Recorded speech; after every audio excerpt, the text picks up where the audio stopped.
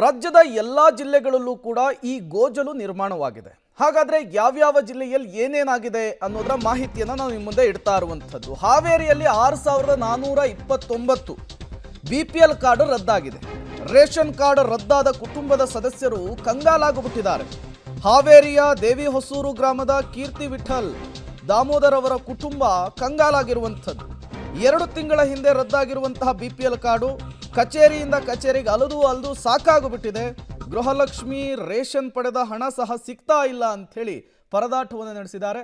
Public TV ಜೊತೆಗೆ ಮಾತನಾಡಿ ತಮ್ಮ ಅಳಲನ್ನು ತೋಡ್ಕೊಂಡಿದ್ದಾರೆ. ಇದೇ ರೀತಿ ಹಲವು ಕುಟುಂಬಗಳು ಈಗ ಗೊಂದಲಕ್ಕೀಡಾಗಿರುವಂಥದ್ದು. ರಾಜ್ಯಾದ್ಯಂತ ಈಗ ಬಿಪಿಎಲ್ ಕಾರ್ಡ್ಗಳು ಎಪಿಎಲ್ ಕಾರ್ಡ್ ಆಗಿ ಕನ್ವರ್ಟ್ ಆಗ್ತಿವೆ ಅನ್ನೋ ಸುದ್ದಿ ಬಹಳಷ್ಟು ಹರಡ್ತಾ ಇದ್ವಿ. ಹಾವೇರಿ ಜಿಲ್ಲೆಯಲ್ಲಿ ಇದೊಂದು ಡಿಫ್ರೆಂಟ್ ಆಗಿರುವಂತಹ ಸುದ್ದಿನ ಅಂತಲೇ ಹೇಳ್ಬೋದು. ಹಾವೇರಿ ಜಿಲ್ಲೆಯಲ್ಲಿ ಈಗಾಗಲೇ ಪಡಿತರ ಇಲಾಖೆ ಅಂದರೆ 6000ಕ್ಕೂ ಅಧಿಕ ಕಾರ್ಡ್ಗಳನ್ನು ರದ್ದತಿ ಮಾಡಿರುವಂಥದ್ದು. ಅಂದರೆ 6 ತಿಂಗಳಿಂದ ಅವರು ರೇಷನನ್ನು ಪಡೆದಿಲ್ಲ. ಅದೇ ಕಾರಣ ಇಟ್ಕೊಂಡು 6000ಕ್ಕೂ ಅಧಿಕ ಕಾರ್ಡ್ಗಳನ್ನು ಆಹಾರ ಮತ್ತು ಸರಬರಾಜು ಇಲಾಖೆ ರದ್ದು ಮಾಡಿರುವಂಥದ್ದು. ಇದು ನಾನು ಮುಂಭಾಗದಲ್ಲಿ ತೋರಿಸ್ತೇನೆ. ಈಗ ನಾನು ಹಾವೇರಿ ತಾಲೂಕಿನ ದೇವಸೂರು ಗ್ರಾಮದಲ್ಲಿದ್ದೇನೆ. ಇವರ ಕಾರ್ಡು ರದ್ದಾಗಿರುವಂಥದ್ದು. ಕೂಲಿ ಮಾಡಿ ಜೀವನ ಮಾಡ್ಕೊಂಡಿರುವಂತಹ ಕುಟುಂಬ. ಆದರೆ 2 ತಿಂಗಳಿಂದ ಇವರ ರೇಷನ್ ಕಾರ್ಡ್ ರದ್ದಾಗಿರುವಂಥದ್ದು. ಕೂಲಿ ನಾಲಿ ಜೀವನ ಮಾಡುವಂತಹ ಕುಟುಂಬ. ಅವರ ಪತಿಗೂ ಕೂಡ ಅನಾರೋಗ್ಯದಿಂದ ಬಳಲ್ತಾ ಇದ್ದಾರೆ. ಅವ್ರಿಗೂ ಕೂಡ ಏನು ಬಿಪಿಎಲ್ ಕಾರ್ಡು ಹಾಸ್ಪಿಟ್ಲಿಗೆ ಭಾಳಷ್ಟು ಅನುಕೂಲ ಆಗಿತ್ತು. ಮಗಳಿಗೂ ಕೂಡ ಮೊನ್ನೆ ಜ್ವರ ಬಂದಿತ್ತು. ಹಾಸ್ಪಿಟ್ಲಿಗೆ ಬಿಪಿಎಲ್ ಕಾರ್ಡನ್ನು ಒಯ್ದರೆ ಅವರಿಗೆ ಯಾವುದೇ ಚಿಕಿತ್ಸೆ ಬೇರೆ ಬೇರೆ ಎಕ್ಸ್ರೇ ಆಗಿರ್ಬೋದು, ಬೇರೆ ಬೇರೆ ಏನೋ ಸೌಲಭ್ಯಗಳು ಕೂಡ ಉಚಿತವಾಗಿ ಸಿಗುತ್ತೆ. ಆದರೆ ಈಗ 2 ತಿಂಗಳಿಂದ ಇವರಿಗೆ ಯಾವುದೇ ಸೌಲಭ್ಯ ಇಲ್ಲ. ಹೀಗಾಗಿ ನಾನು ದೃಶ್ಯದಲ್ಲಿ ತೋರಿಸ್ತೇನೆ ನಿಮಗೆ. ಏನೋ ಅವರ ರೇಷನ್ ಕಾರ್ಡ್ 2012ರಲ್ಲಿ ರೇಷನ್ ಕಾರ್ಡ್ ವಿತರಣೆಯನ್ನು ಮಾಡಲಾಗಿದೆ. ಆದರೆ ಇವರು 2 ತಿಂಗಳಿಂದ ಏನು ರೇಷನನ್ನು ತೆಗೆದುಕೊಂಡಿಲ್ಲ ಅನ್ನೋ ಒಂದೇ ಕಾರಣಕ್ಕಾಗಿ ರೇಷನ್ ಕಾರ್ಡನ್ನು ರದ್ದು ಮಾಡಿರುವಂಥದ್ದು ಹಿನ್ನೆಲೆಯಲ್ಲಿ ಕಳೆದ 2 ತಿಂಗಳಿಂದ ಕೂಡ ಪಡಿತರ ರೇಷನ್ ಕೂಡ ಸಿಕ್ಕಿಲ್ಲ.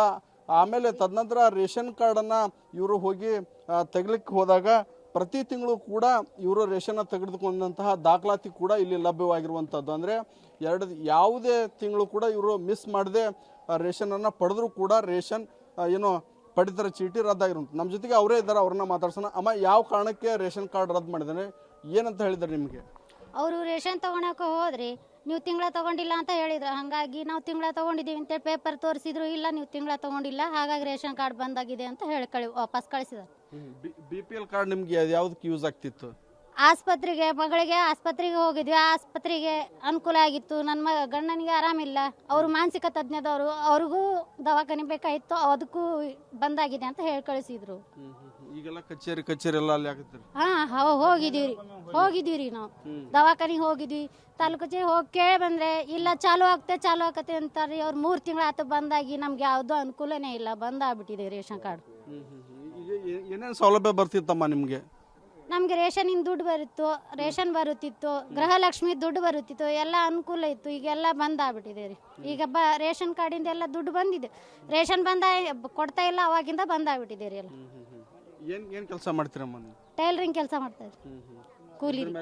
ಹೌದು, ಇದ್ರ ಮೇಲೆ ನಮ್ದು ಉಪಜೀವನ ರೀ. ಇದಿಷ್ಟು ಅವಳ ಕುಟುಂಬ ಸದಸ್ಯೆ. ಅಂದ್ರೆ ಮನೆಯಲ್ಲಿ ಪತಿ ಕೂಡ ಅನಾರೋಗ್ಯದಿಂದ ಬಳಲ್ತಿದ್ರೆ ಅವರು ಕೂಡ ಬಿಪಿಎಲ್ ಕಾರ್ಡ್ ಬಹಳಷ್ಟು ಅನುಕೂಲ ಆಗ್ತಿತ್ತು. ಆದರೆ ಈಗ 2 ತಿಂಗಳಿಂದ ಬಿಪಿಎಲ್ ಕಾರ್ಡ್ ರದ್ದಾಗಿರೋ ಹಿನ್ನೆಲೆಯಲ್ಲಿ ನಾವು ಒಂದು ರೀತಿ ಪರದಾಡುವಂತಹ ಪರಿಸ್ಥಿತಿ ನಿರ್ಮಾಣವಾಗಿದೆ ಅನ್ನೋ ಅಳಲನ್ನ ಬಡ ಕುಟುಂಬ ತೋಡ್ಕೊಳ್ಳಿರುವಂಥದ್ದು. ಕ್ಯಾಮರಾಮನ್ ನಾಗರಾಜ್ ಜೊತೆ ಪ್ರಕ್ರಿಯೆ, ಪಬ್ಲಿಕ್ ಟಿವಿ, ಹಾವೇರಿ.